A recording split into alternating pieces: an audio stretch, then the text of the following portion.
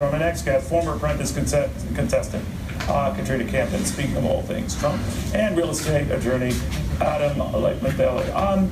Well, you know, you've heard this argument, I'm sure the both of you have, so Katrina, I'll raise it with you, that when the Chinese pull out, the Russians are pulling out, the leaders of this buying binge, if you want to call it, in boom areas like New York City, are pulling back, if not out entirely.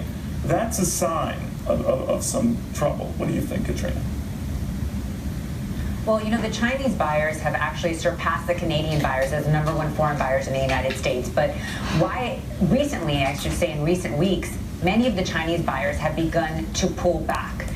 It's a result of many things. Their economy is obviously not growing at the same pace. The Chinese sale, I should say, and also the devaluation of their currency. And also, there are now tightened restrictions on their ability to have cash, you know, basically outside of their country.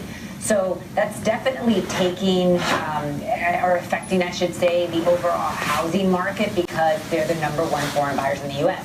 But by the same token, I think what's also happened is with all of these Chinese cash buyers coming into the United States, it's actually alienated a lot of the buyers in the United States. So there's stories that I hear from many of my clients, especially in the New York market, where they put full price bids for buildings and they're losing out to Chinese buyers. So I think it's not actually a bad thing entirely because it's pricing out a lot of the actual domestic buyers. Well, in Miami, I understand, but the worry out of it been that has been the wind at the back for a lot of high-end real estate. Now, I guess if you buy the trickle-down view that as they go, and then there's some sign. Are you worried?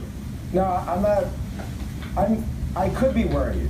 It's a little more complicated. There's two worlds of Chinese real estate. There are those that are putting money in, $20 billion last year, into commercial real estate through big companies building these skyscrapers. That's one world of Chinese money coming in. The other world is the EB5. These are people that are putting in either $500,000 or $1 million into real estate, and in exchange they're getting green cards and the right to stay in America. Those two worlds, one of them, the individual buyers, will not have a big effect on the market because they're not a big part of the buying market. But on the other hand, the commercial and the $20 billion is probably, I'm guessing, 50% of the market. As a result of that, it would hurt growth if $20 billion is no longer in the market. Well, let's just step back. I didn't mean to get so immersed in the Chinese thing, but looking at a macro view, and Katrina maybe help me with this about maybe interest rates ticking up, the economy, I mean, 73 months of this recovery, it's got to slow down, fears that it might, and that in some hot markets like New York, like Florida, like out on the West Coast, I mean, maybe it is time for a breather. Do you think it is time for a breather? What do you think, Katrina? It is time for a breather. Do you think it is time for a breather? What do you think, Katrina? Well, I think it's actually not a bad thing. You know, we're also seeing a lot of the Russians, for instance, are actually pulling out of the Miami market, and there's various speculation of why that's occurring within the wealthy, spectrum, if you will. But as far as interest rates, how that's affected, what I've noticed within my buyers is that they've actually gotten off the fence now because there's anticipation that we're going to have more rate increases as time moves on. So it's actually motivated a lot of my buyers, making the month of December one of my most productive months here in Miami. Really? Adam, what do you think? I agree. Sales have been down over 6 months. People just aren't realizing it. The sellers have been sitting on the market with their prices too high and sales are way down. So the spike in interest rates are going to get people off of the horse and into the market. That should help shortly.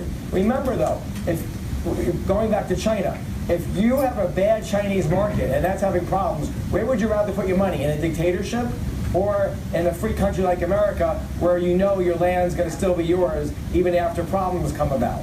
Well, there is that, I guess. Guys, thank you very, very much. I do appreciate it.